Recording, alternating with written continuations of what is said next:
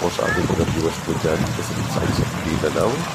Ayan, biga-biga lang shoutout po dyan sa ating mga kababayan dyan, lalo-lalo na kay Petron Ramilo. Ayan, thank you so much. Nandito po tayo ngayon sa UP hanggang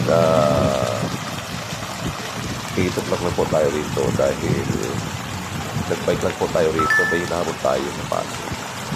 So, galing tayo Pasig at Tepodo, Masinag, and then ko tayo dito sa UP dahil napakarami nagja-jogging, nagbabike lahat po, every day po, napakarami po nagja-jogging. Ayan, maraming nagbabike, maraming namamasya. Kaya rito po tayo na ikot ngayong gabi. Napakaraming tao po dito. Ayan, napakarami. Kung sa dami lang po, ayan, napakarami po ng tao umiikot dito. At napakalapad po ng iniikutan natin dito.